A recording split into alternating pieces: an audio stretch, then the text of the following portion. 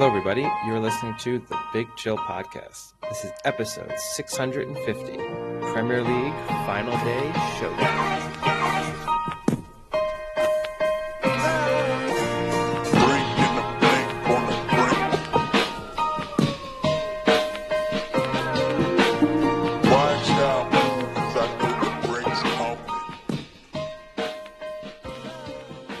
Hello, Big Chillians. Welcome back to the Big Chill Podcast. I'm Frank, joined as always with Eddie. Eddie, how's it going? Yeah, things are going pretty well over here. How are you? I'm doing all right. Just got back from Los Angeles. The beautiful downtown LA. Oh my God. How was the smell of piss? Was it pungent? It's honestly almost undescribable how bad it smells in downtown Los Angeles. I mean, there were parts where, and I'm not exaggerating, like I was almost gagging and just like, it was so rough. I mean, there was so much, I mean, the piss smell is just overwhelming, but just like shit. And I don't know what species this shit came from, but some of it's got to be human. It was rough. So I was there because it was the International High School Science Fair. And they put it at the LA Convention Center, which is in probably one of the worst parts in downtown LA, if not the worst part. I mean, it's awful. And I was talking to one of the like chaperone mentors, you know, who has some of the students that had come from Arizona, from the state. They'd flown over and stuff. And I said, like, man, this is quite a spot they picked to put this in. And she was like, yeah, first day we walked over, these kids, they saw some shit. And I was like, really? And she was like, yeah, it was pretty rough. She was like, we weren't sure whether like we should explain these things that you're seeing or try and ignore them. She was like, it was just as difficult for us as it was for them to see it. Yeah, no, I mean, it's, if you've not experienced it before, because I think for the people the people listening who haven't experienced it, and they're probably just imagining like big city, oh yeah, you go on the subway or something, it smells like piss, or there's a corner of a road that smells like piss. This is just, you walk onto a street and it's just, you are walking through a wall of piss smell. Like, and it's not necessarily, I think the big thing too, right, is it's not even necessarily in an area that looks bad. Like, you can be on a road that kind of looks fairly clean with just a pungent smell of piss. And then you throw in other things that you might see. It's an interesting experience for sure. Yeah, I got to see the I think it's called Skid Row, where it's all the tents and stuff. Like, that was actually pretty scary because I was going from my hotel, the hotel was by like the arena, which is what now the cryptocurrency.com arena or whatever it is. Crypto.com, I think. Yeah. Crypto.com. Yeah. It was on that side going. And then I went east to the Arts District, where it's actually pretty nice. It's like a nice area of the Arts District. And he literally picked the Uber driver, picked the street that is, I think, like one of the main ones. And it was just, I mean, miles of tents. And some of these, I mean, are massive, like 3-story tents. They probably got 2 bedrooms in there. I mean, like it was crazy how many tents and things like that there were. And then all of a sudden you hit a block and then it just became like really nice. It's super weird, super strange. But I did go to the Arts District and I did walk by the new Spotify Center. But I did not see your best friend, Bill Simmons. They frost out all the glass on all of the windows, and then they don't even put a Spotify on the building. Like, you wouldn't know it's the building unless you knew it was the building. Kind of weird. And hey, it's probably good you didn't see. It's been a rough week for Bill Simmons. If anyone who listens to the Bill Simmons podcast, he's basically along with most of sports media, severely overreacted to the Timberwolves going 2 up against the Nuggets. And I love it because now basically the last couple of guests he's had on his podcast have said it was really annoying how much people overreacted to it being 2-0. I mean, not you, Bill, not you. Like you were rational, you had good reasoning, but like in general, people were really annoying with how they were reacting.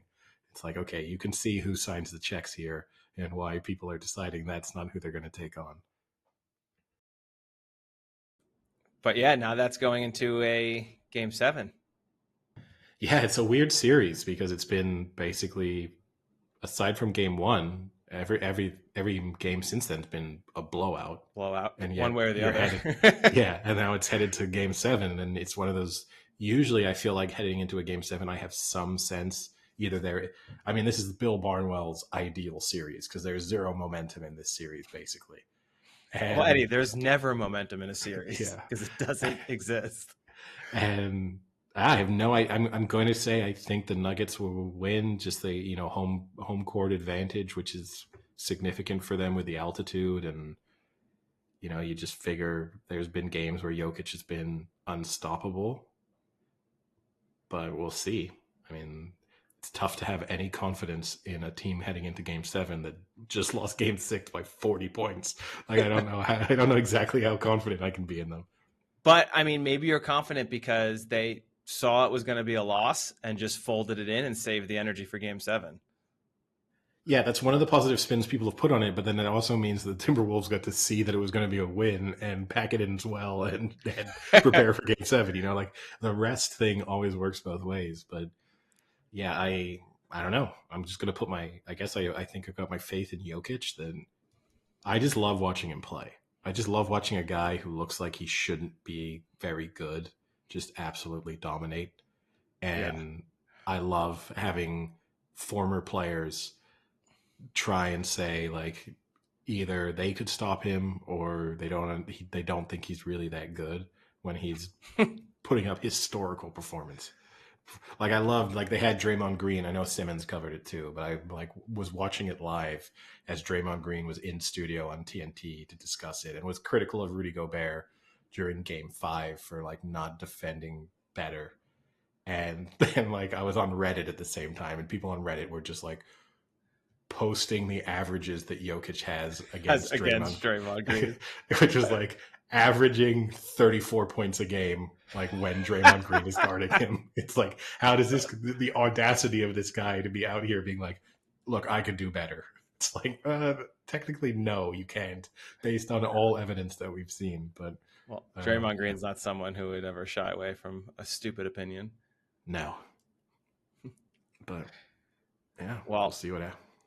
before Eddie, I jump onto your SUV and you try and drive away into the PGA Championship, let's stick on the NBA playoffs and talk about something I don't know if we've actually discussed on the pod, but we discussed off the pod. Maybe we did briefly on the pod, and that was the bet that was kind of going viral where someone had placed $100 parlay in May of 2023 on the Texas Rangers to win the World Series, the Chiefs to win the Super Bowl, and the Oklahoma City Thunder to win the NBA championship.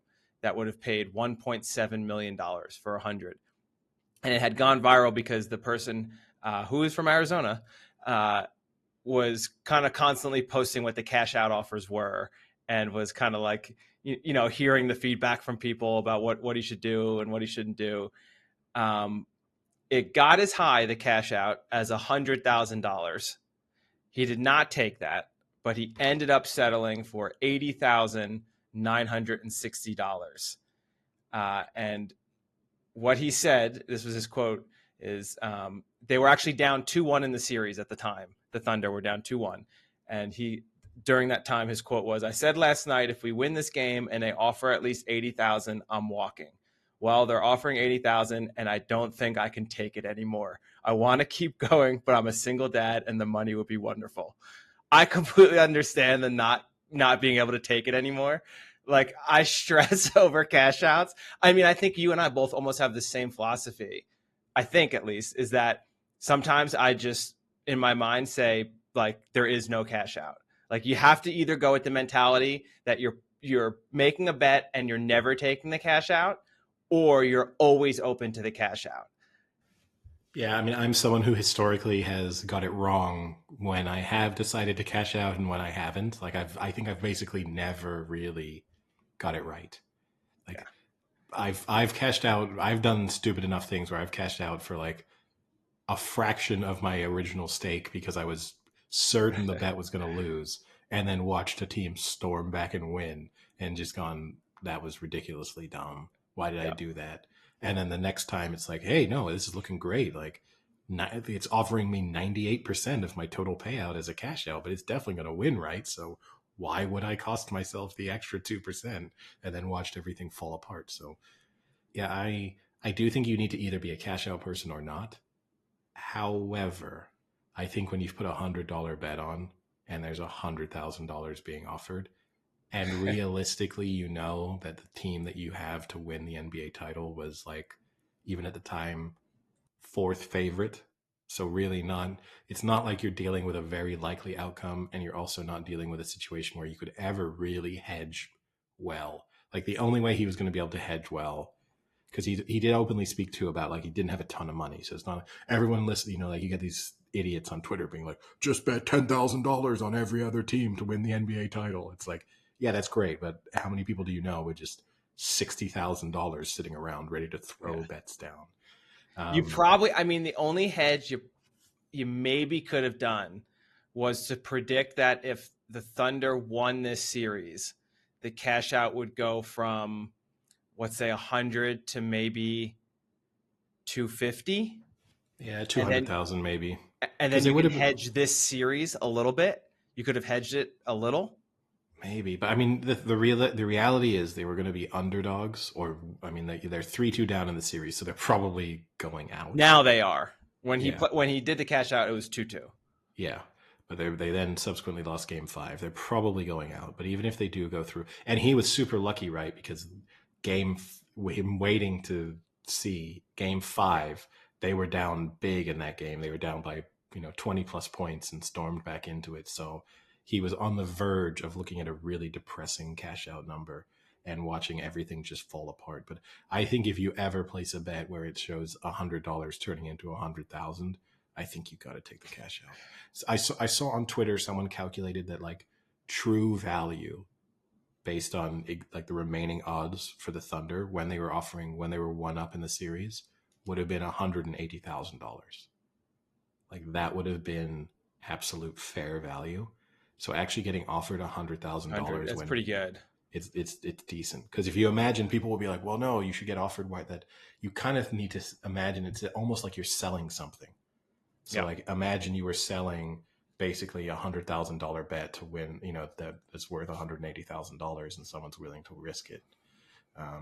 But yeah, it's Which I'm surprised, or I wonder if he thought about doing, or maybe you can't in Arizona, that like secondary market where you can sell your bets. Where what was the famous one that just happened recently where someone bought it and then instantly lost? I think the issue for him was he never really had good value. Like for someone willing to put down $100,000 or whatever, they may as well have just thrown $100,000 on the Thunder. The one thing that he had going for him was there was like a bet boost on his bet. The downside for him is that didn't factor into the cash out. So like you kind of, the potential Oh payout, yeah. like it's helping you, like the 1.7 million looks great, but they're not offering you, they're like running it based on the true odds, not based on the odds you've really got. So um you know I think he made the right decision. I just can't imagine the nerves you're going through, like unless you had been a multi millionaire and that money doesn't feel significant to you.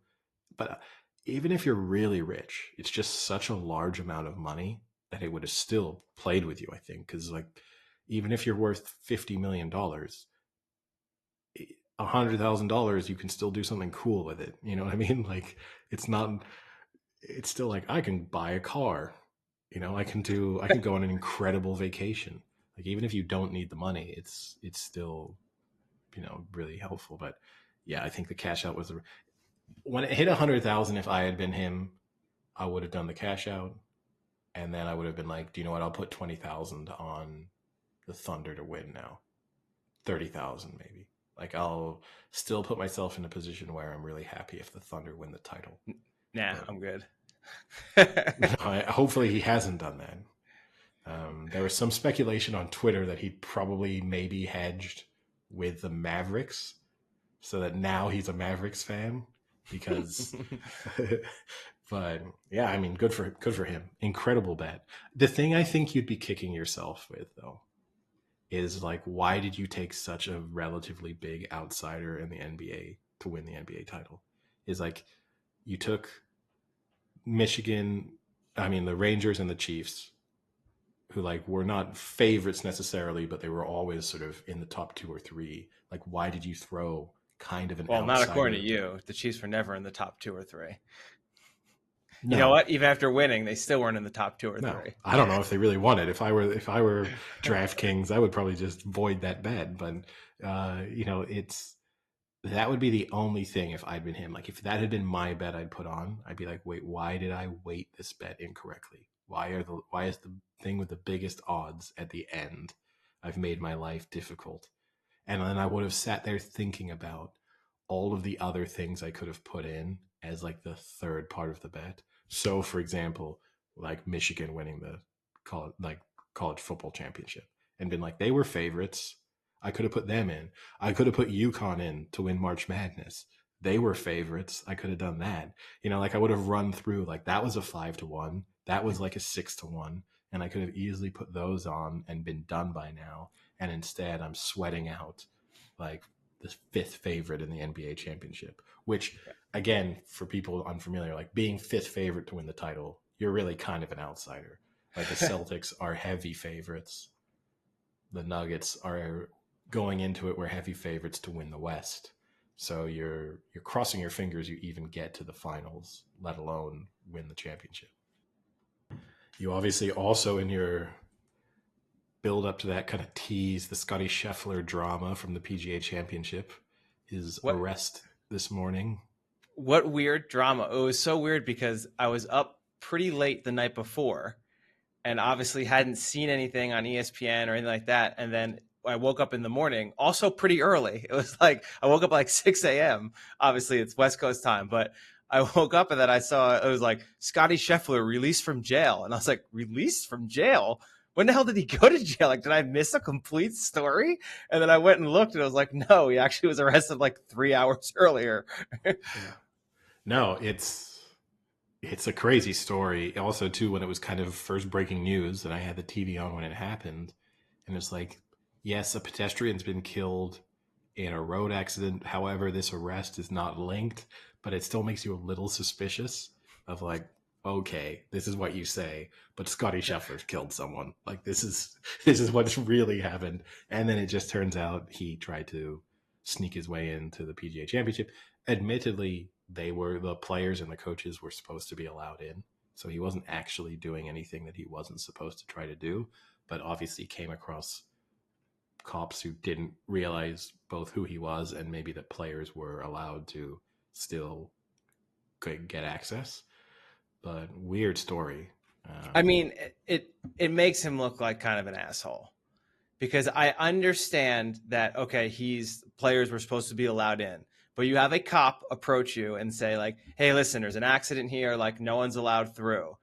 And instead of being like, oh, okay, hold on, and then just calling your agent or the head of the PGA. I mean, he's fucking Scotty Scheffler. He could literally call anyone and be like, hey, I'm stuck outside here. This cop says I can't come in. Can you talk to him? Instead, he thinks the better option is to say basically, although he didn't maybe say this, but say like, no, fuck you, I'm going, and drive off and have the cop like attach himself to the car to try and stop and then just continue to go with a cop holding onto your car. Like, come on, dude. You're like, that's a little bit of a privileged asshole move. No, 100% he doesn't look great. And then what also makes it worse is then his press conference of him just like kind of joking about it, like really makes him look like an asshole. Yes. And equally, I don't know if you saw, but the sort of final sentence of the police report also state that Detective Gillis's uniform pants, valued at approximately $80, were damaged beyond repair. So just completely just itemizing the damage he'd done, including the pants of the officer. Do you think that's from the asphalt, like ripping up, or do you think it's because he shat himself? A bit of both. A little bit of both. But no, I mean, I agree with you. It ultimately does make you look like a little bit of an entitled asshole. But like, I can understand if the story had just been he he like wanted to get in and they told him he couldn't get in and then he sort of refused to move his car or something while he was trying to sort it out and they arrested him, I would be a little bit sympathetic.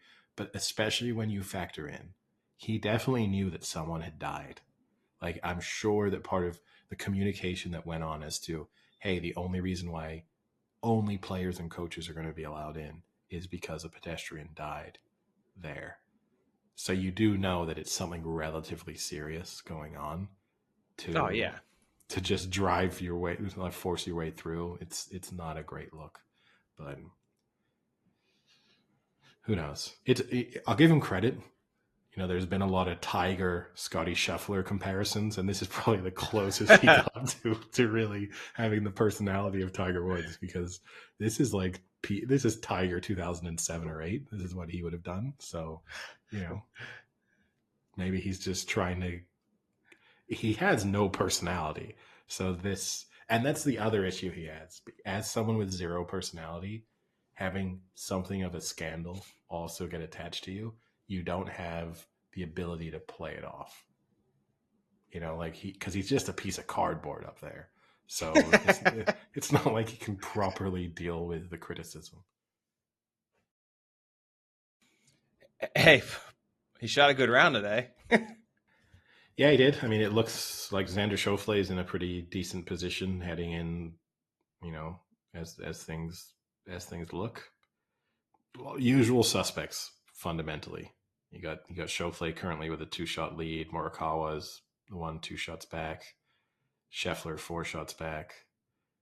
Rory McIlroy, well, 7 shots back, kind of in the mix. Difficult week for Rory, obviously dealing with personal issues.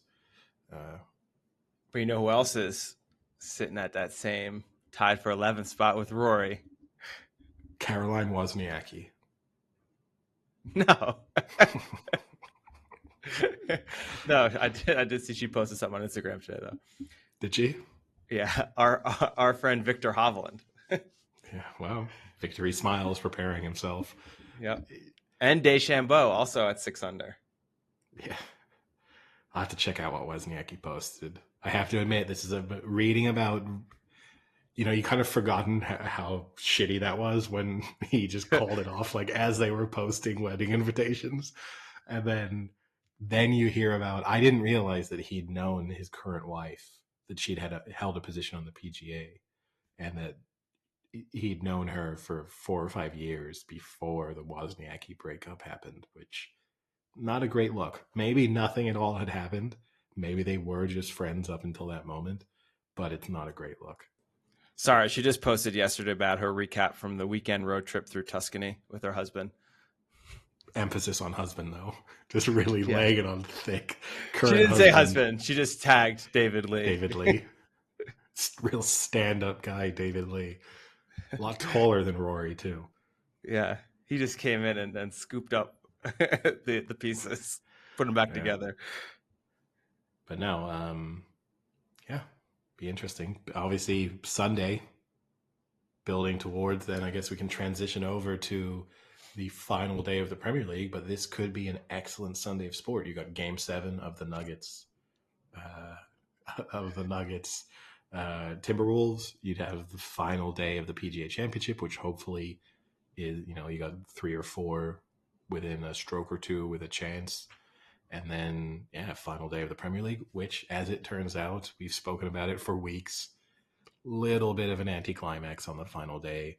We had so much hope that there would be something to play for in pretty much every title race.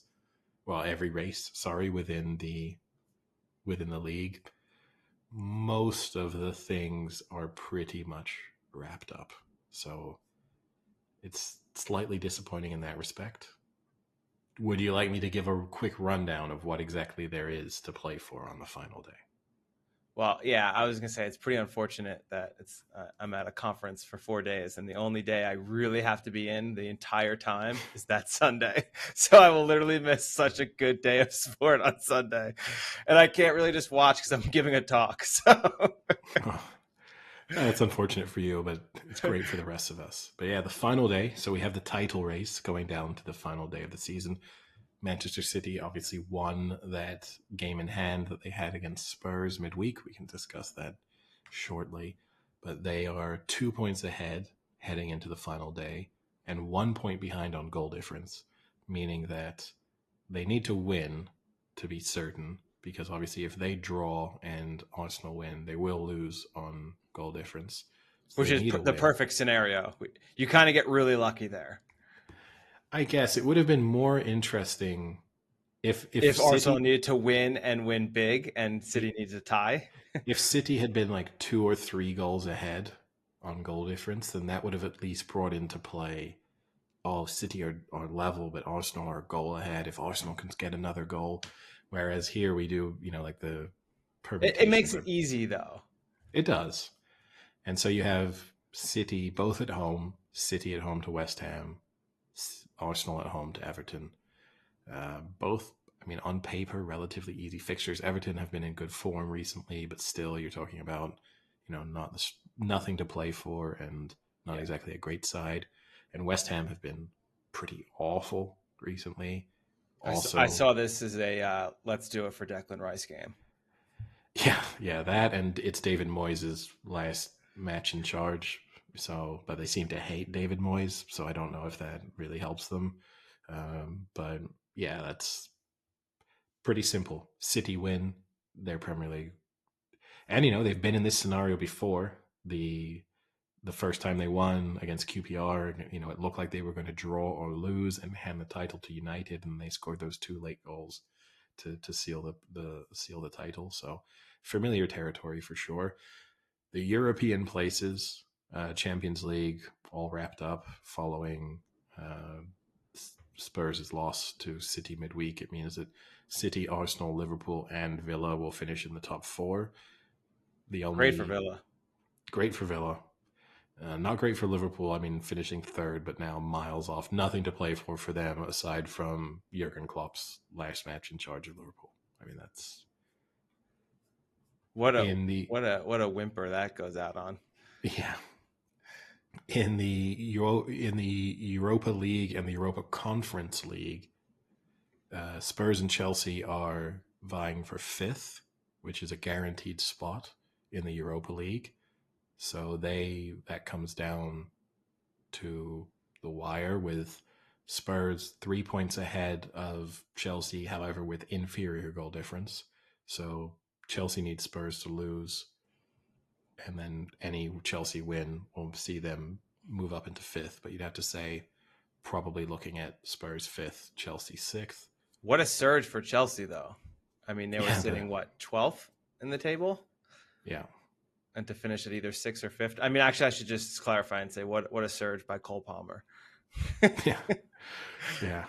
But unfortunately for them, you got Spurs playing bottom of the table, Sheffield United. So you'd be surprised to see Spurs lose. But who knows? They seem to be in a little bit of turmoil following the midweek events, which I said we'll Yeah. touch on in a bit. But I mean, it sounds like Son is open for taking money to miss goals. So, okay, I mean, maybe Cole Palmer can throw him some cash on Venmo or something.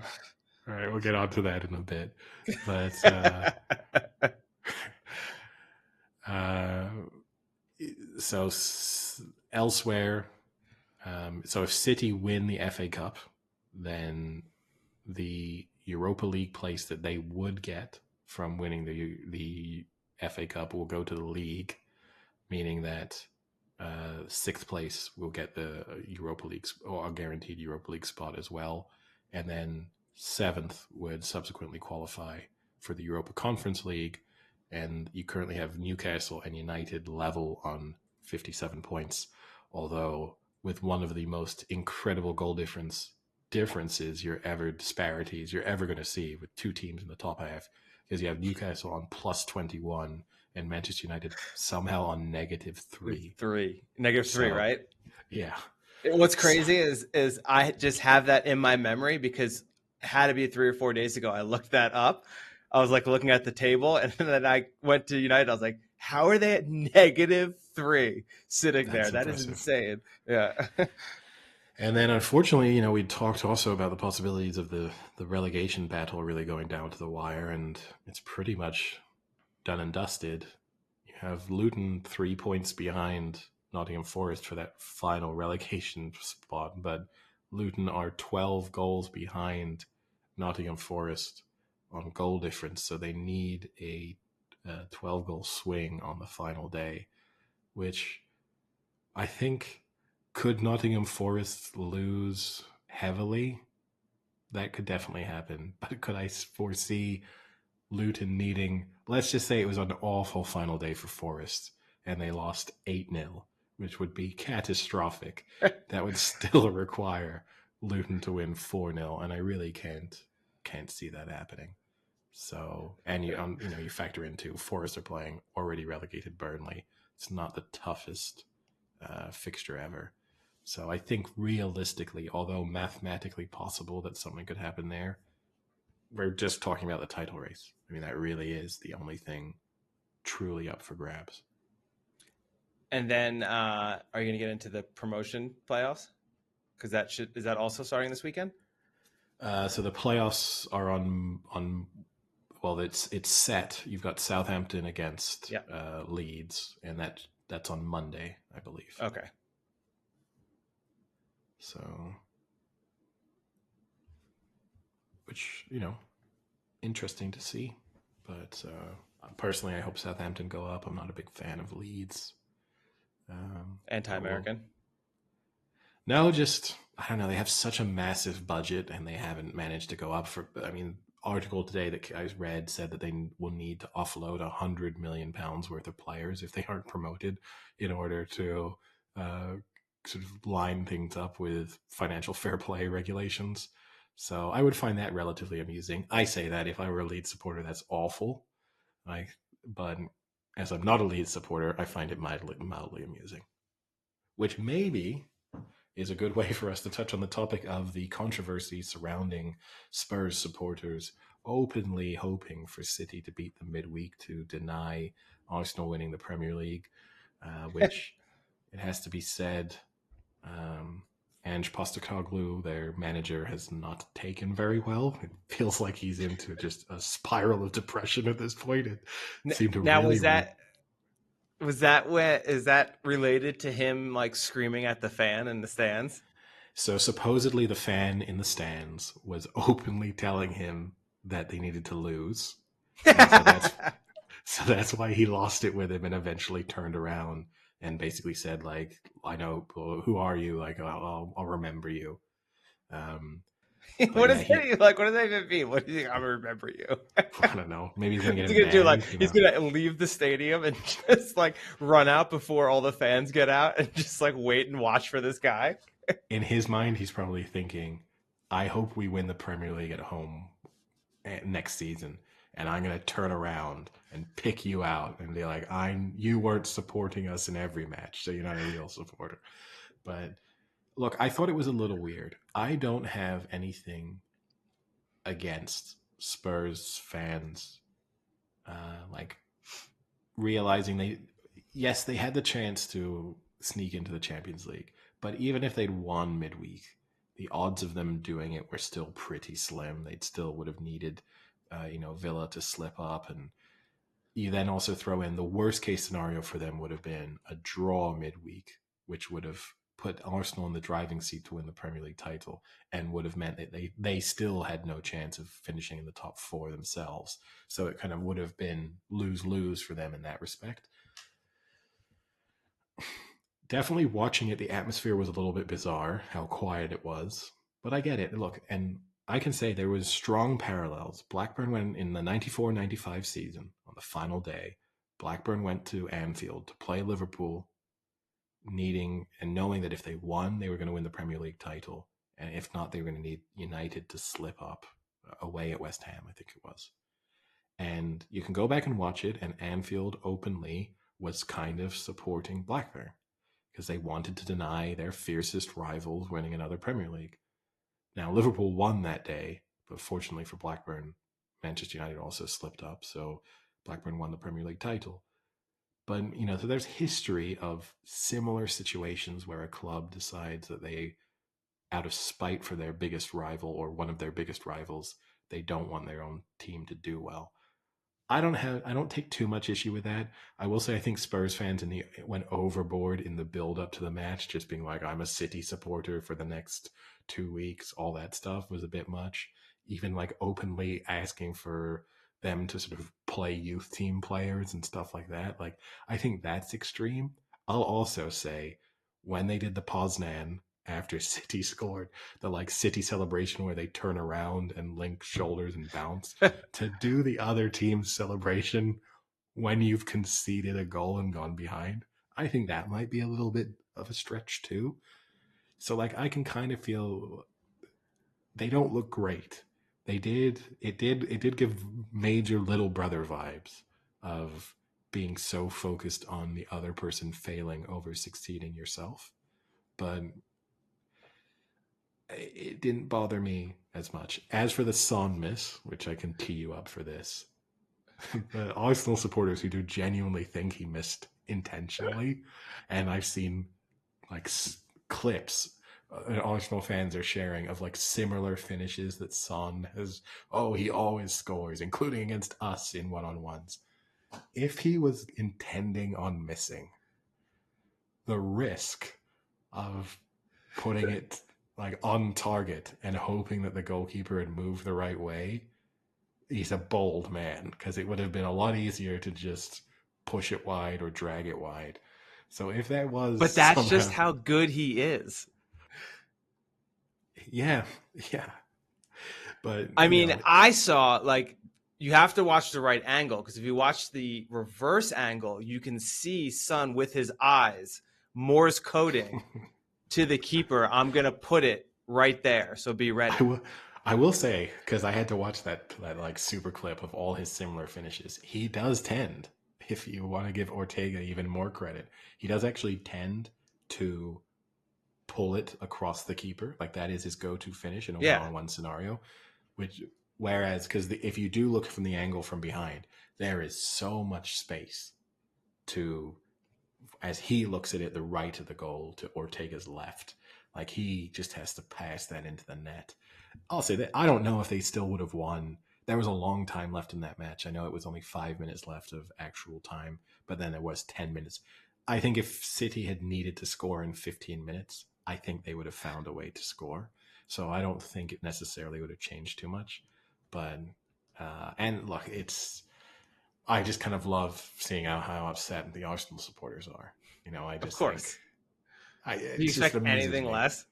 It just amuses me, but No, I mean, it's insane to think that he would miss on purpose, and that's how he would miss. because Like, I understand that people realize they're professional athletes and they're very good at what they do, but to be able to be that precise, to not only put the ball in that exact spot, but to predict that that's how the keeper's going to react and how he's going to try and save the ball is by this maneuver, and then like putting it there for him to do that is insane. I mean, honestly, 9 times out of 10, he probably takes that exact same shot and the keeper doesn't react the same way and it goes in. I think that's more of just like a lucky, nice save by him than a bad yeah, miss.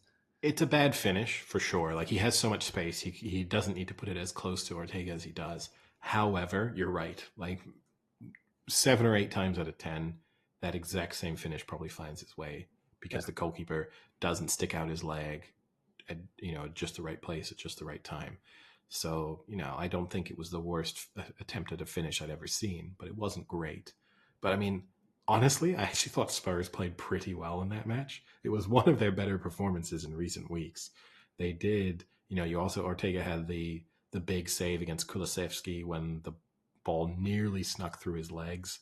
I mean, especially in the final 20, 25 minutes, they gave City a run for their money. City were definitely very relieved when that penalty was awarded and I mean, Haaland took the net off with the penalty he took. I mean, just, but I think if you're an Arsenal supporter, you cannot criticize the intent or application of Spurs in that match. Yeah. Like, they gave it a good go. The reality is that City are considerably better than them, and in the end, the quality found its way through. But I think, yeah. Let me ask you this, Eddie. Would you be open to an amendment to the rule where, I guess it won't happen though. Oh no, it would. Yeah, sorry. In a situation where two teams finish the season tied on total points, that instead of going to a tiebreaker, you have a one match winner take all against those two teams. So that does eventually happen if you exhaust the tiebreakers, right? That is in the rules. And there was discussion for a while that there was a realistic chance that this could happen. I mean, if you think about it, we're only like a couple of goals off that actually being in play. But I'd say no. I still think fundamentally you've got 38 matches to separate yourself. And if one of the ways you do that is on goal difference, then that's shown a greater degree of consistency over the course of the full season. I know I've seen, again, on social media, a lot of Americans saying, imagine how amazing the playoffs would be. English people hate playoffs. And look, we don't hate playoffs. We've got playoffs in a lot of sports. Rugby has playoffs. The championship and the football league has playoffs for final promotions places. Like, we don't hate playoffs. It's just, how would you feel right now if Chelsea is one of the informed teams in the Premier League, if it went to the playoffs and Chelsea won the Premier League title, in spite of the fact that they were absolute dog shit for the opening 6 months of the season? You know what I mean? Like, I feel like they'd be the Kansas City Chiefs. Yeah, they would be. We have enough knockout competitions to satisfy the playoff itch. Like, if you really want playoffs, look, there's an FA Cup final coming up. That's the final of the playoffs in a way. You got a Champions League final coming up. That's your final of the playoffs. But no, I think this is the proper way to determine the outcome. Yeah, no, I'm okay with no playoffs, especially too because you do have the FA Cup and you have Champions League.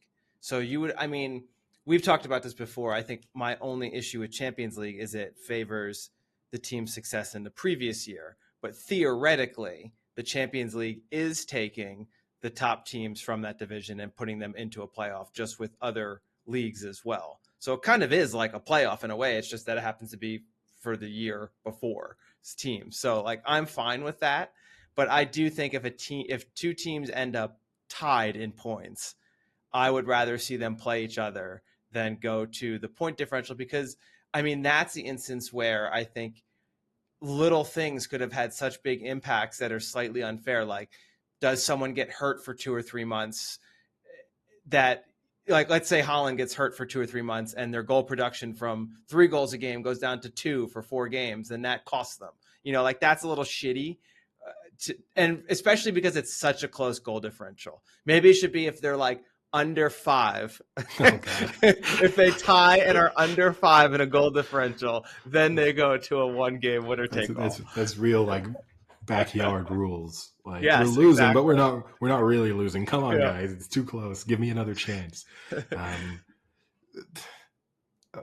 I kind of get what you're saying, but look, this is such a close title race anyway that both of these teams are going to be able to point to, whoever ends up losing this is going to be able to point to a handful of small moments over the course of the season where they feel like, hey, if either this decision had been made correctly or if we'd had a bit more luck, we are Premier League winners.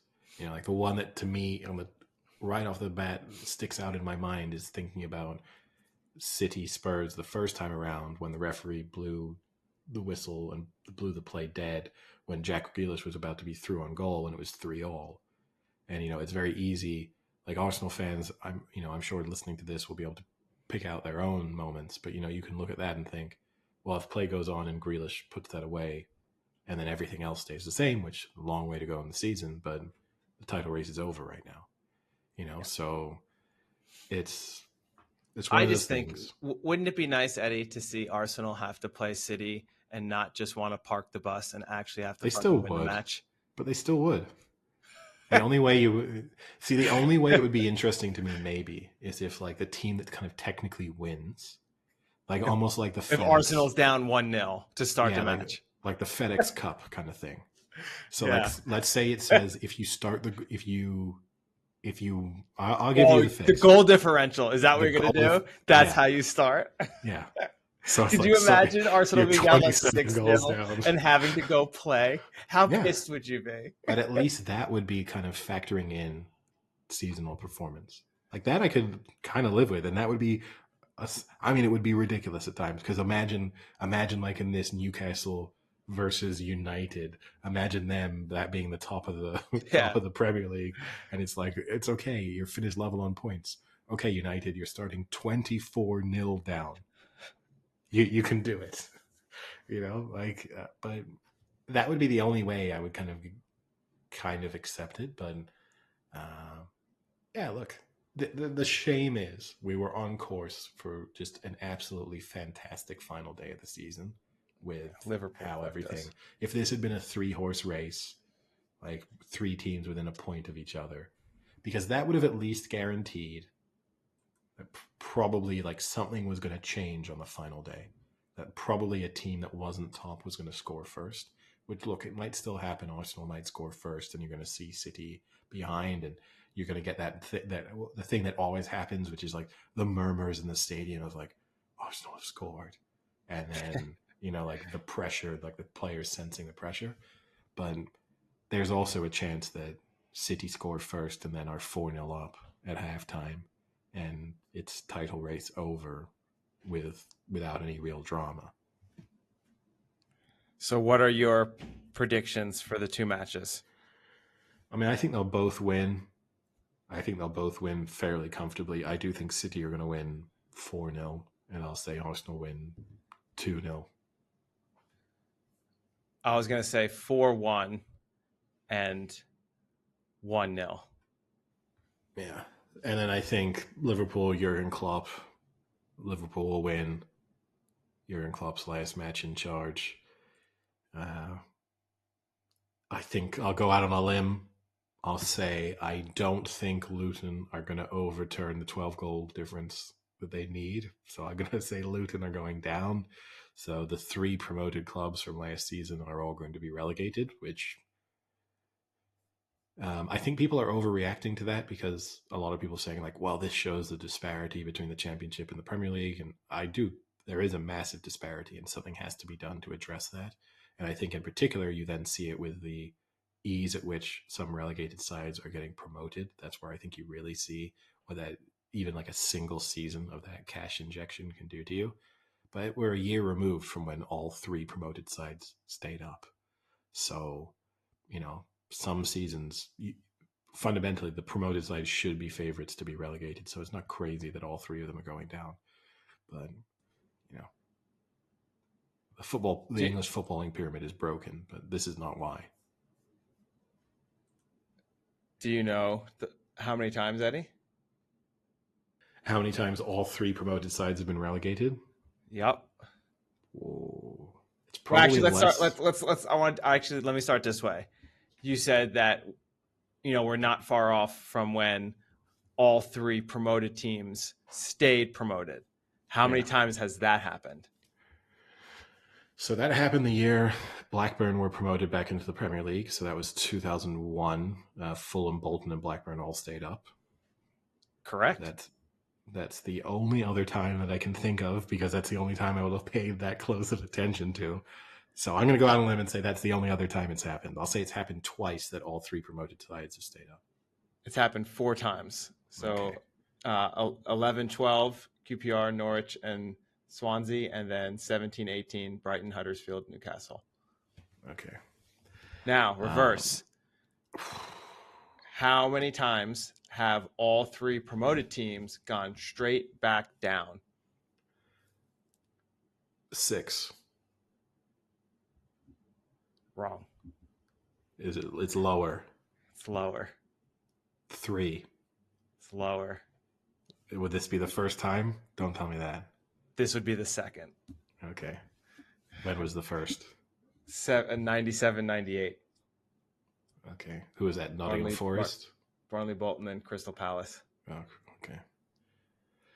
Yeah, no, I mean, look, there's massive disparity between the two leagues, and it does need to be addressed. And, we spoke about it a few weeks ago when the Premier League kind of held out on the idea of having some sort of trickle down of revenue throughout the EFL, but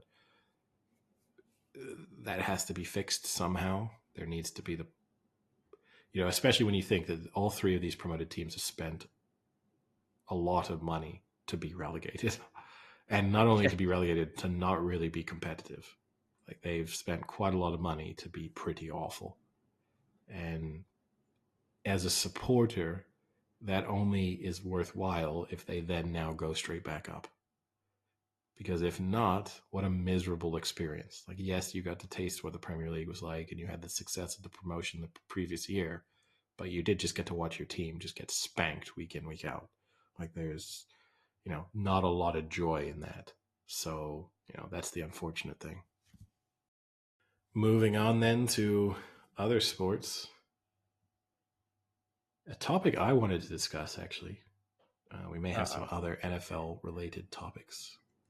It's something that the NFL announced a few weeks ago, which we haven't mentioned, which is that players will be allowed to now wear those Guardian helmets in games if they so choose, which for everyone unfamiliar, is like a giant padded thing that you stick on top of your existing helmet, which they use in training camp and in practice to help reduce concussions and the impact of head trauma.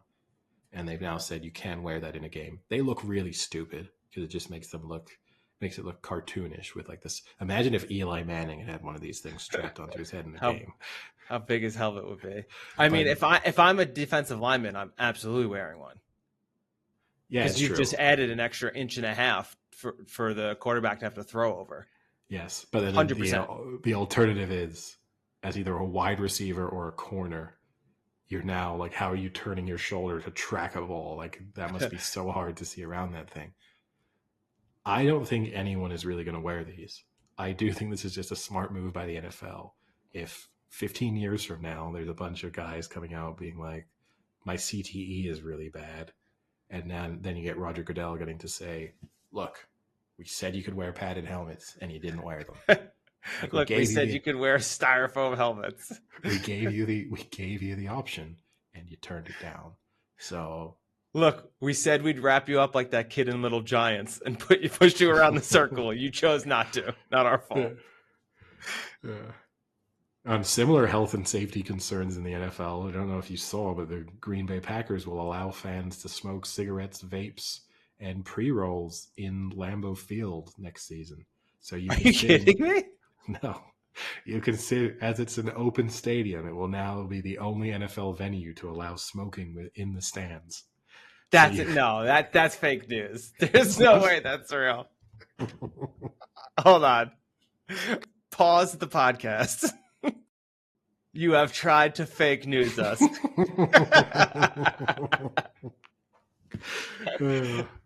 I nearly got you, but yeah. You tried to fake news us. No other NFL news that I've got. I don't know if you have anything else to speak of. I do, NFL actually. This is not fake news. This is real. The NFL released their schedule for all the games, and I mean, we won't go through all the matchups, but I think one of the cool things, obviously, is going through the international games, because the NFL keeps pushing that they want to make this a global sport. And I think, an important thing to make this a global sport is to give a good product to the fans. So I'm going to read out the games, and you tell me what you think of these games.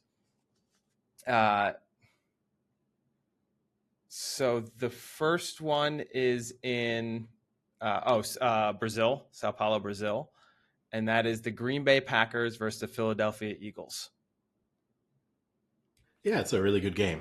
That's a I playoff mean, game. it's two teams from the playoffs last season, two teams that you would expect to be in the playoffs this season. So yeah, and also, two of the most sort of storied franchises in the NFL as well. So not only you're getting two big teams playing, but two teams that are also good at the moment.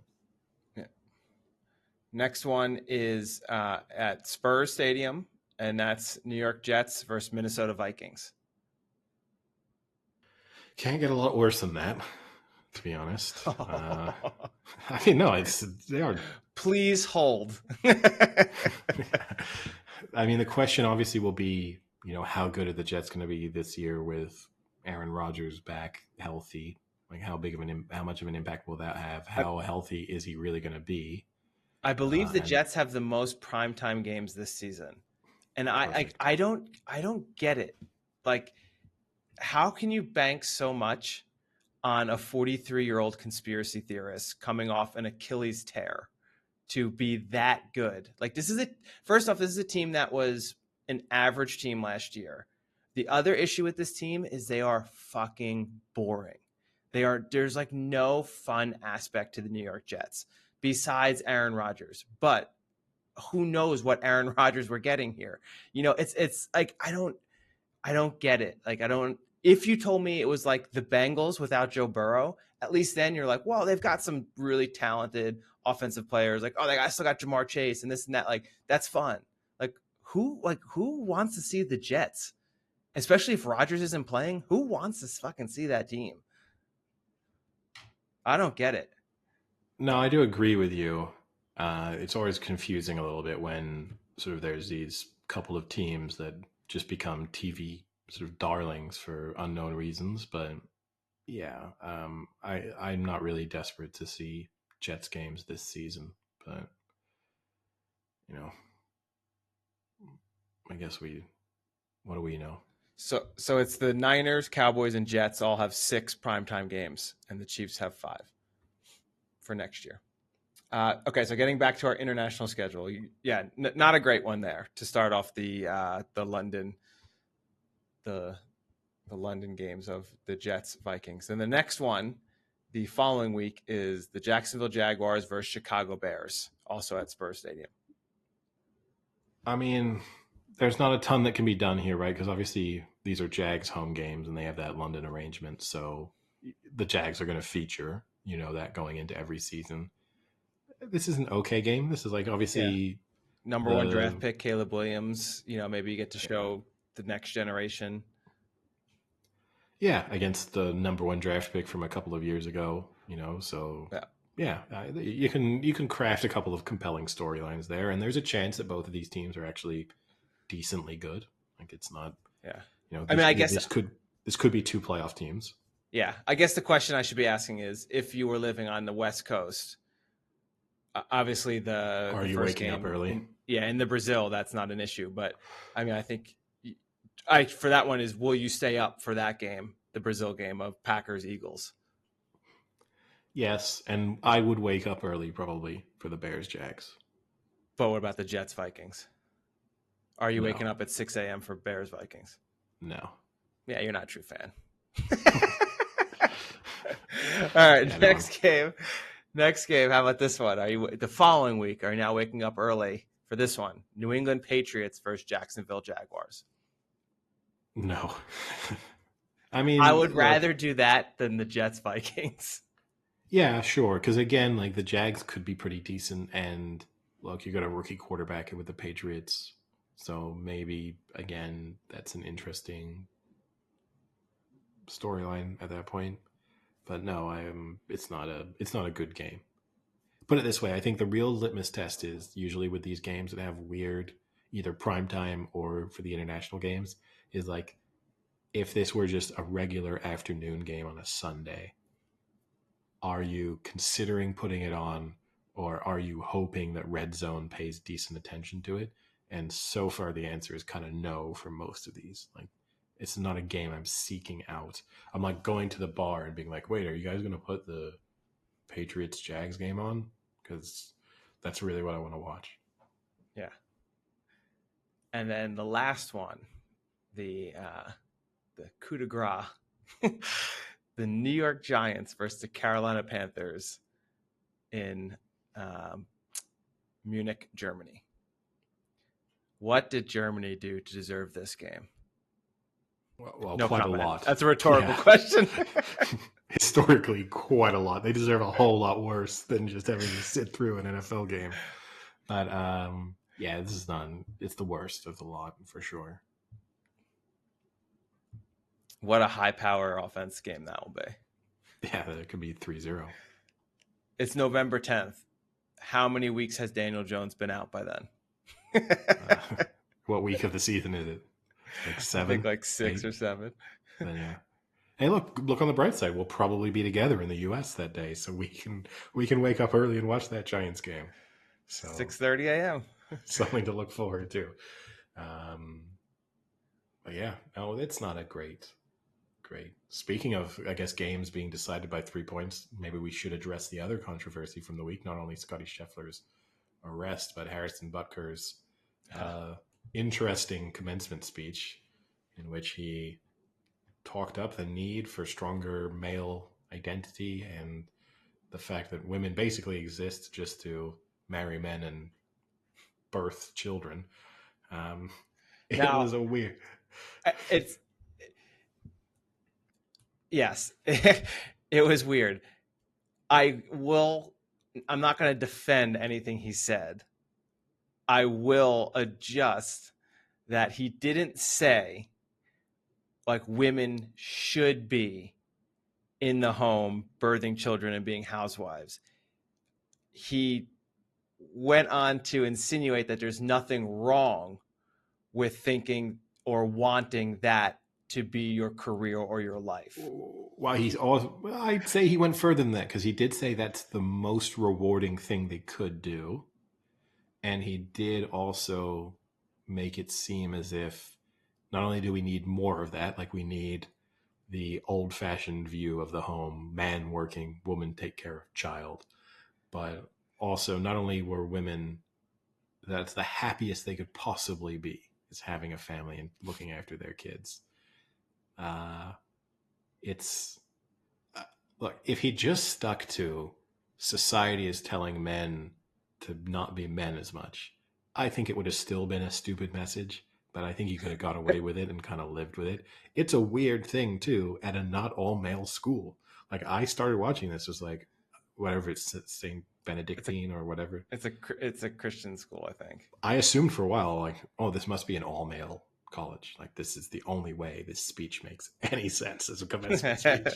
And then to find out, like, he's also speaking to graduating women who, this is how you're inspiring them to be like, look, I know you just worked hard for your degree and you have hopes for your career, but realistically, the only thing you should be focusing on is getting married and popping out a couple kids and taking care of them.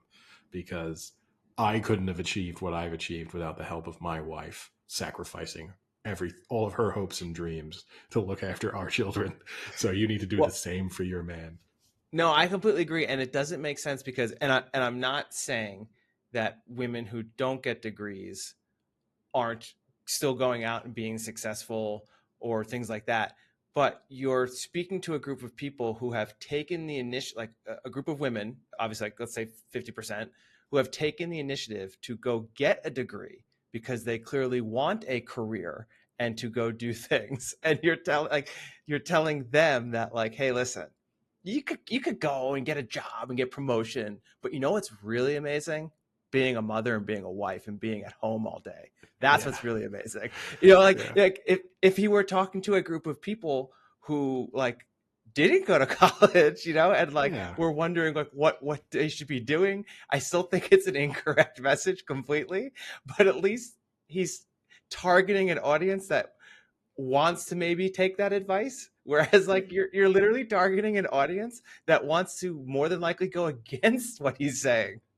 Yeah, look, yes, if he'd been going to speak at the sort of Single Mothers and Fathers Foundation and said, "Hey, look, I know life isn't looking great right now, but nothing is more rewarding than parenthood," then yes, you Yeah. could kind of live with that message. But no, it is literally being like, "I know you have plans on what you're going to do with the degree you just got. Forget them. Just toss them out because, Here's your and you know, diploma. You don't need it. I just want to tell you right now, all of the women in this audience, none of you are graduating. The university is taking it all back.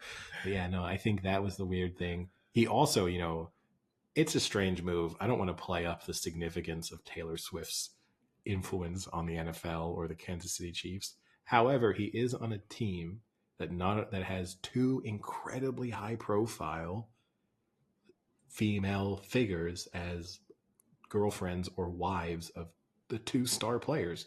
Like in Patrick Mahomes, you have a wife who, is forging her own path in terms of the investment she has, like in the soccer team and her own career, in addition to being the mother of Patrick Mahomes' children and building a family with him. And then you have Travis Kelce, who is dating a billionaire pop star. Like it's a little bit tough. And he did use one of the Female quotes. pop star. Yeah, the fact that Yes, specify. he used one of, like, alluded to a Taylor Swift lyric, he's an asshole. Like, and this is the thing that blows my mind is, and I know people then have gone He's a kicker. subsequently and yeah, people have also then gone and dug up, like, his mother is a professor. So he doesn't even come from a family where he lived that experience. Like, his mother has always had a career and achieved her. So, like, it's even weirder to be like, hey, look, I've been extremely successful. I've achieved all of my dreams. And I did that in a family where my mother was independent and had a career. But you guys shouldn't do it because what we need more of is women back in the kitchen. Like, it's kind of weird. You can't even point to your own experience, really, as being an example of the benefit. So I find that even more bizarre. I would have thought, and maybe they did, I would have thought if you give a commencement speech, that the university maybe asked to see it. Maybe they did see this and signed off on it. But Oh, I wouldn't I be would have surprised. I would have guessed that if I were like the dean or whatever, I would say, who's coming to give the commencement speech? And regardless of who it was, I would have said, can you just send us a first draft just so we check off? Like, let's make sure you're not touching on any controversial topics or anything. But I mean, there's a petition going, right, to have him cut, which has over 100,000 signatures at this point. It's such a shame because he's a really good kicker. He's super He clutch. is. But at the end of the day, he's a fucking kicker. Yeah, he's very replaceable. I mean, there's that guy in the UFL or whatever that league is right now that's just banging in 62-yard field goals as well. So, like, he's very replaceable. But I don't know. It's got to be, that would be a frosty Locker room. Yeah. Like, I can't imagine. Like, you have to imagine that Taylor Swift is saying to Travis Kelce, like, who is this fucking asshole? That's the issue. I don't want to make judgments on athletes and who they are and their personalities, but the locker room might not be the frosty situation. It might be once they leave their locker room and go back to their house or their apartment and are with their girlfriend or wife, and like Taylor Swift, like you said, is probably telling Travis Kelce, like, don't ever talk to him. Like, can you get him fired? Like. But I think even more though. Yes, that would be the thing. But, like, I don't know. If I could imagine being a work environment where someone had very publicly said a similar message, I think I would be uncomfortable working with them. Genuinely, I think that would be like, really, this is what you think? Like, we have female colleagues. We have, you know what I mean? Like, there are women who work for the Chiefs.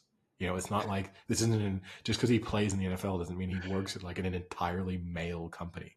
So, like, how does every female employee of the Chiefs now feel? Like, The president of that university is female. Is she?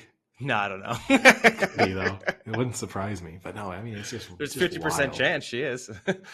Yeah. It's just, I guess, technically like 52, 53%, right? But it's it's just a crazy thing. And for someone who most people didn't know exist, this is not the reason why you want people to suddenly know who you are. Like, that's the Yeah. other thing. And it goes back to he's a kicker.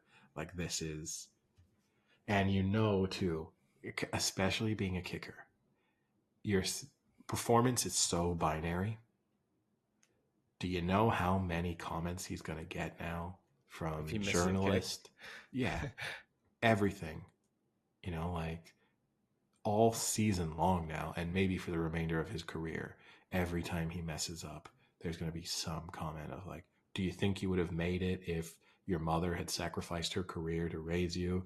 Do you think you would, do you think you should be focusing on raising your children rather than, and this is going to be my final and most controversial point. He's very religious, whatever. I'm not judging someone for being religious. I will judge religious people. He speaks very openly about how like he's pursuing it's like his divine destiny to kind of do what he does. You're a kicker in the NFL. You know what I mean? Like, I don't understand how just because you're religious and then you're happy and successful, you believe that you're doing something that like God needs you to do. I can never wrap my head around that. If he'd been like a doctor or something saving lives, I can very much understand being like, God put me here to help these people. Yeah, But but he made him a kicker and made him successful, so he would have the opportunity to get on the to stage like he did tell last week and tell give that message. tell It's women to all get part of the back in the plan. kitchen. It's all part It's of the true. plan. I can't see the big vision. I can't see it. I can't see the Yeah. big picture. Don't get bogged down in the details, Eddie. You gotta look big picture But here. I would love to be able to take myself so seriously at some point in my life to be like, I know what I'm doing is fundamentally meaningless, but God needs me to do this. Like, this is, God told me I needed to be a podcaster, and here I am. Praise Jesus. He is he is wonderful. But no, it's and I want to be clear, I'm not making fun of religious people there. I'm making fun of religious people who think their pointless job is important because they're religious. Like, that's the thing I struggle with. But anyway, next topic. Wow. All right. Yeah, it's really actually all I had. Oh, I got one final NFL related topic, far less controversial. Tyreek Hill did like one of those things where he went undercover at his camp. He has his camp going on at the moment, and Yeah. they put like the makeup on and aged him and made him fatter. And like there's lots of TV shows and movies that do this. Like, obviously, like Bad Nutty Grandpa or whatever. Professor. Like, yeah, but no, but even like reality TV stuff, right? Yeah, I know. Maybe in person these things look way more convincing, but every time I see it, I'm like, you must look at that and be like, that's clearly a guy with wax on his face. Like, there's no part of me that thinks that not prosthetics. There's no part of me that doesn't think that's a fake mustache. Like, I've yet to see an example of this where I really don't think I would be able to immediately identify that person is not a real human being. I have just looked at it for the first time. He looks like a fat melted candle. You know what I mean? Like, there's no way I would see that and be like, that's not someone in a who's had That is amazing. prosthetics. It looks And so stupid. every time someone has it done, they have that reveal where they're in front of the mirror, and they always do the like, oh my God, it looks so good. I can't believe it doesn't look anything like me. If someone did that to me, I would be like, yeah, this actually looks quite a lot like me, but way stupider. Like, I also love his before picture is just him wearing a shirt of himself. Tyreek Hill looks unrecognizable as NFL star gets major makeover to go undercover. He just doesn't look like a real human being. I think that would be my biggest issue. But yeah. Oh my God. I need someone to do this to me in person. I'm soliciting our podcast audience for someone to try and trick me, because I just think this is not one of my bold claims on the podcast. I don't think anyone could fool me with this. Now, I'm not doubting like the CIA or something has methods that are way more effective, or even the stuff you see in movies. I'm not doubting that if I saw that in person, it might get me. But every time I see this stupid thing done, I'm just like, yeah, I know who that is. Well, why aren't people just using the Mission Impossible technology where they can make a exact replica face and they put it on? Or the face-off technology. Yeah, That would be even even better. better. You just swapped faces with, you know, With a Tyreek. melted candle. Yeah, maybe that's what he did. He just selected the wrong face. But yeah, no, that stuff. I just don't think it would ever. It's the reason why I never believe the like player goes undercover at college and pretends to be a walk on. Like tries to make his way onto the team. It's like, look, they've given him a really fake looking belly to try and make him look slightly out of shape, and a really stupid mustache and a nose that clearly isn't real. Like, I'm not falling for this for a second. My favorite one of those is Jimmer Fredette went back to BYU, and he he just kind of looks like himself. Like they just like a chubbier version of himself. Like, it wouldn't have fooled me for a second. But I don't know. I need to be put in this position just to be able to know whether or not I really really think it. All right, non-sporting topics. What do we have? Yeah. Well, okay. So I finished the Three Body Problem trilogy, the books. So I binge watched the Netflix TV show, Three Body Problem. So, spoilers if you have not watched Three Body Problem, which I don't know if you saw the announcement, Eddie, is going to finish. So, they're being very vague as to what that means, but they are going to finish the series. So, Thank whether God. that's 3 episodes of 2 hours, whether that's 2 seasons, that no one knows yet, but it will be back. So now I tell won't be me what you watching. thought of Three Body Problem. I mean, to be honest with you, I fell asleep for large parts of it, so I couldn't really give like an episode by episode breakdown, really. I felt like it was a show trying way too hard to be smart, and at times like failing to nail that. I know some of that might be everyone who reads the source material says like, no, no, no, it comes across as like really intelligent, like how everything Yeah. works. The In the books TV are show, extremely intelligent. in the Like, TV show, I was like, this is sort of stupid. Like, yeah. none of this really makes sense. Like, there seems to be major holes in the logic that they're using at different moments in time, and just like none of it really is adding up for me. I thought, aside from that, like most of the acting is all right. The actual plot line itself, it's just not my type of show. I don't really, to be honest with you, I didn't really understand the whole they're going into virtual reality to like solve a problem and this is important, and I didn't really understand why it was that important at times. Like it just was a lot of like, to me it felt like smoking a cigarette, and you smoke your first cigarette and you have to try and convince yourself that you like smoking. Which, fortunately for me, I smoked my first cigarette and thought it was gross and have never smoked a cigarette again.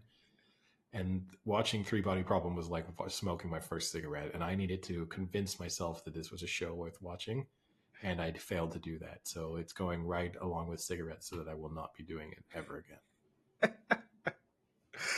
Yeah, it's I don't understand why people take such good source material and find the need to change it and to change it in bad ways. So, what are the biggest differences then between the book and the TV show?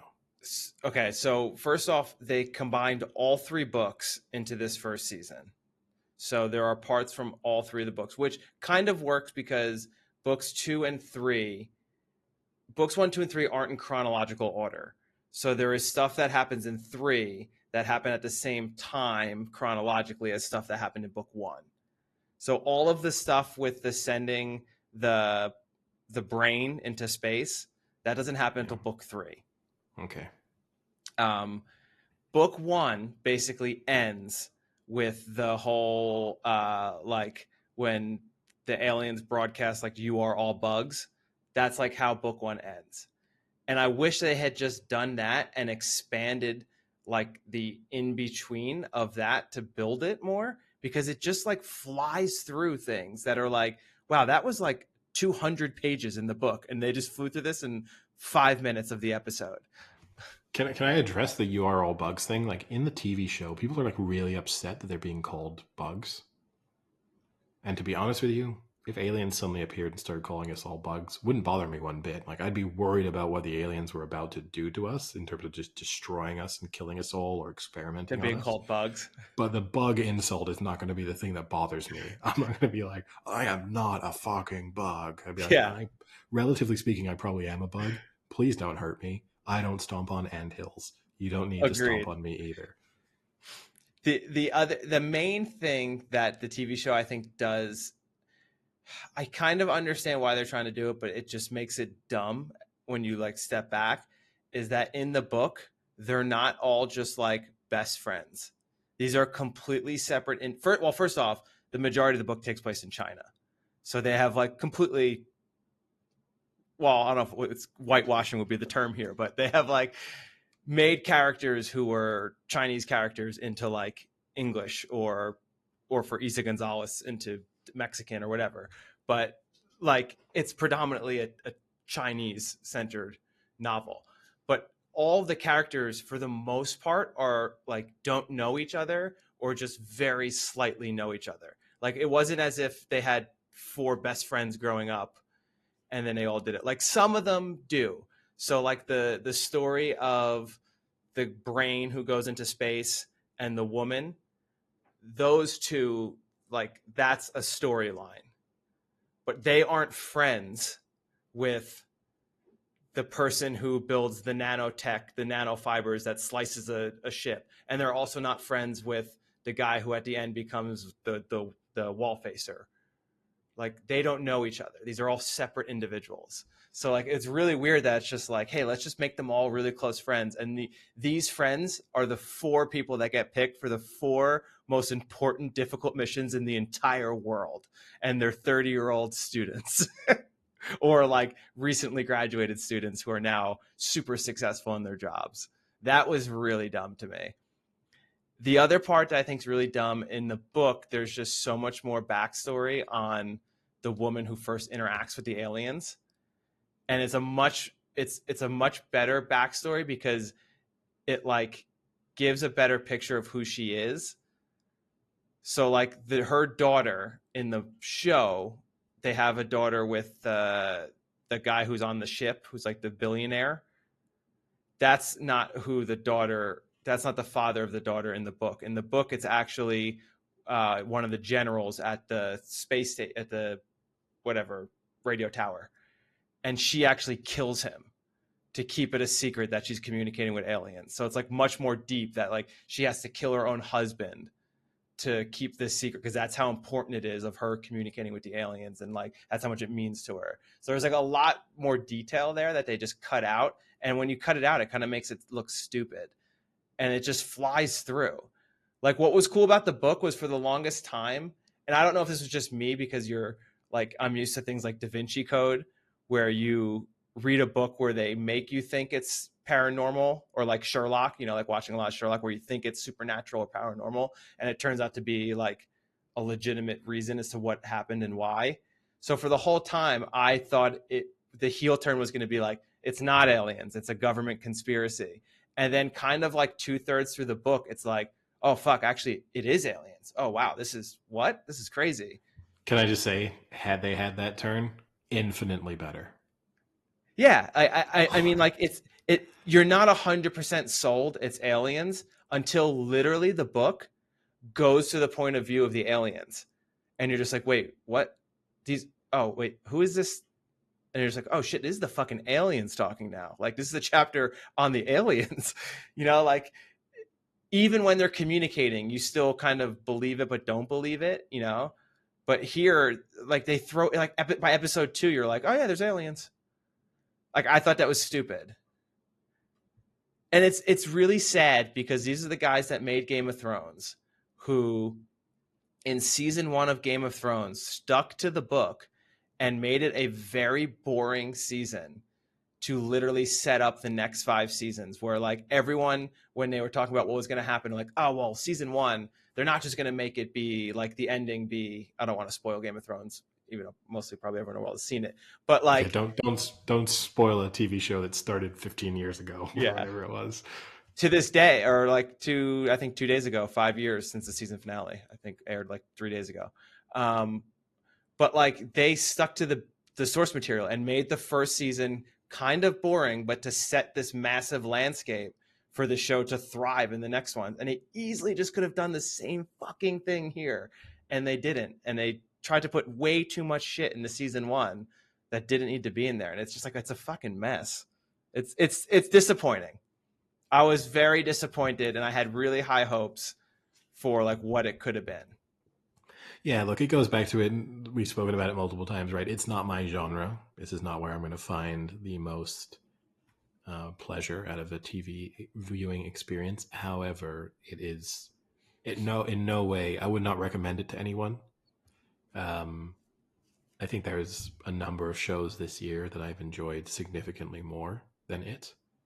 So yeah, it's it's both not for me and also not good in my opinion. Which Well, the other weird thing is that it's the most expensive show ever for Netflix, apparently by a long shot. Where was that spent? I don't get it. I mean, there's a There's the graphics, I one guess. scene where they cut the ship. Yeah. I mean, I guess the real thing to think of is what are the other really expensive shows that Netflix is making? Like for the most part, it's probably just the case that there's not a ton of whereas when you do compare it to like what Amazon is doing or whatever, where there's like huge, or Apple TV, like huge budget production, a lot of these Netflix shows are like kind of cheaper. Stranger Things. Yeah. That's got to be pretty expensive. Yeah, I guess. But then it's just a bunch of kids. Yeah. Well, speaking of Amazon, Eddie, I sent you 3 trailers that dropped in the last 2 or 3 days for big shows that are either returning or starting, and that is not Lord of the Rings. What is it? The Tower, Rings of Power. Rings of Power season 2, the Lord of the Rings show, and then House of the Dragon season 2, and then a Dune prequel show on Max. So for those who haven't seen the trailers that have been released, go watch them. I love watching trailers.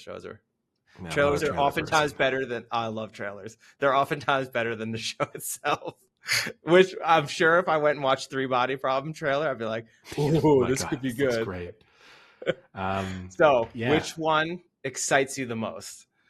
So obviously 2 of them are shows that I have watched the first season. So in both the Rings of Power and House of the Dragon, I'm more excited for Rings of Power than I am for House of the Dragon. Based off those trailers, or you're saying like based off of season 1? Both, I would say. Because after watching the trailers, I am much more excited for House of Dragon than the Lord of the Rings. The Lord of the Rings looked kind of dopey.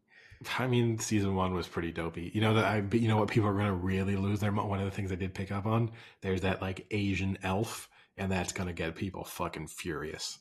Like as soon as they threw that in the trailer, and you just know they put that in, being like, we're about to piss off a sizable chunk of people. You're going to have a lot of people on Reddit being like, Tolkien didn't have Asians, like that's gonna be.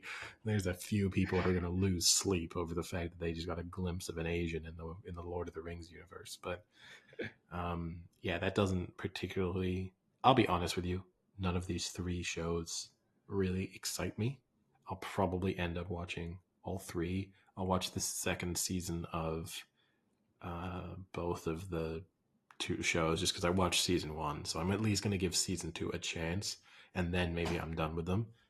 And then the Dune prequel, I've already said Dune's not my thing. I think we've had enough Dune, to be perfectly honest. Two movies. Yeah, that's enough. But I will probably watch it because I will have a lack of other things to watch. You know, it will probably coincide with like, all right, I'll give it a go. But I'm out Duned probably. Yeah, I really enjoy Dune. So To me, I'll, Dune is just shitty Star Wars. well, I'll go the other way and say it's better Star Wars. And I've had enough of Star Wars now too.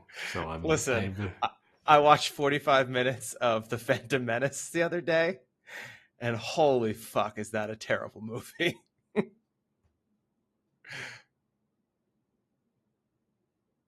I'm comparing it to the original three episodes, 4, 5, 6, less so than episode 1, 2, 3. Or Um, 7, 8, 9.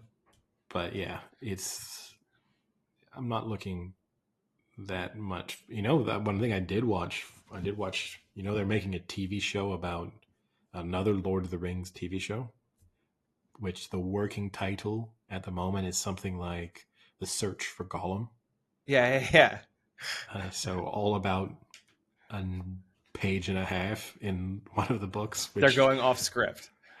well, sort of. They're going to really flesh it out, seemingly, but um, it's got Andy Serkis involved, and it has, Andy Serkis is the director, I I think, and believe. he's playing Gollum. Like he's doing the Gollum bit because like that's what Andy Serkis does. Is kind of never has someone been more overrated. I think. Like, don't get me wrong, he nails Gollum and he nails Planet of the Apes. The apes, but every time I see an act in other things, it's like, yeah, this is fine, but we kind of got to lose our minds over it because he gets so much praise for playing Gollum. Like, but So it's a movie, and it's The Hunt for Gollum. is it a movie? I thought it was a TV Yeah, show. no, they're gonna. It's It's a a movie. movie, and Andy Oh, Serkis is directing it. And what's interesting is it was like a fan fiction short movie, like 15 years ago, yeah, yeah. I mean, because it exists in the book. It briefly has. It's Aragorn, right? Kind of based on the briefly, appendices. he tells the story. But I was watching this thing that broke it down, and in the book, Aragorn Gandalf goes, "Tell us about when you went to search for Gollum," and Aragorn goes, "To be honest, it's not interesting enough to even tell the story." And Gandalf goes, "Tell us." So then, for a page and a half, he tells them, and they've turned that into a movie, seemingly. So literally, a plot that starts with "this isn't really that interesting" is somehow going to be, which I I think the tough. I can't imagine Viggo Mortensen's going to be involved, right? So you're going to have a different Aragorn. It's I don't know. It seems like a disaster. I mean, I don't understand this. This to me, literally, to bring back to Phantom Menace, this is like if right now they were like, "Hey, listen, do you know what people would love if we did a Jar Jar Binks entire movie? Let's do that." Because Gollum is about as entertaining as Jar Jar Binks. Like, who Do you know wants what? to literally be like, Gollum, Gollum, Gollum for fucking 3 hours? I don't. That's your Those are like Gollum those. impression. No, I had something in my throat. So, But like those were like the least entertaining parts of the movie, where like what's his face, little Samwise is fighting with Gollum over a fish or something. Like this is dumb. yeah, I mean, the only bit of the Gollum story that if you were going to turn it into a movie would have maybe remotely interested me is like if you had it be his origin story. And look, they already Which covered you that kind of in the see in the yeah, movie. you get it already in the movies, but if they decided, you know what, let's turn this into like a full thing, this kind of is an interesting part of the history of the ring. So we'll show that bit of it, and it's kind of focusing on the ring a bit, but also we're just going to see Gollum. You could convince, and maybe who knows? We don't really know what this is about. Like this is the speculation as to where they're focusing. It could be that either it's just a working title and it's going to be something completely different, or it could just be a completely different part of the story they're focusing on. But yeah, I don't know. Doesn't seem. I feel like with Peter Jackson, he's kind of living on the edge of ruining his reputation a little bit. With like he nailed Lord of the Rings, and then The Hobbit wasn't great, and then there could be this, and he's a producer on this, I think, and you could just get to the Yeah. point of like, did he just get really lucky with Lord of the Rings? Like, did that just hit at just the right moment where it's like a huge passion project was just what people needed, and maybe it wasn't quite as brilliant as we all thought, but who knows? Anything else to cover? No, not particularly. I did see Madam Web just posted onto Netflix, so I might have to go watch that 11% Rotten Tomatoes movie this weekend. Yeah. I guess the only other controversial topic we failed to mention was Dan Quinn's decision to wear that Washington Commanders shirt that had the two feathers hanging off of it. I don't know. Did you see this? No. Oh, took a long thought there. He went to one of their in a press conference. He was wearing a Commanders shirt that had the Redskins two feathers, that they used to have on the logo. It has the two feathers hanging off of the W. Oh. And he, kind of stupid decision, and then he semi-defended it subsequently. But it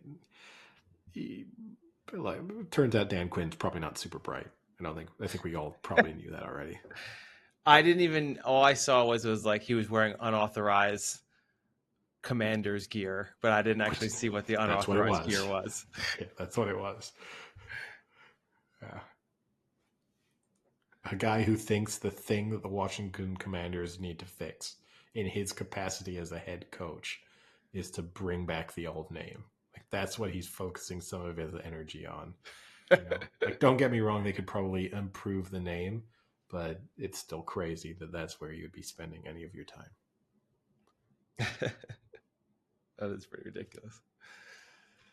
All right. Well, with that, I think we'll call it a day, and look forward to a good weekend of sport between NBA, NHL, PGA Championship, and final Premier League weekend. Sounds good. All right. I'll talk to you later. See you.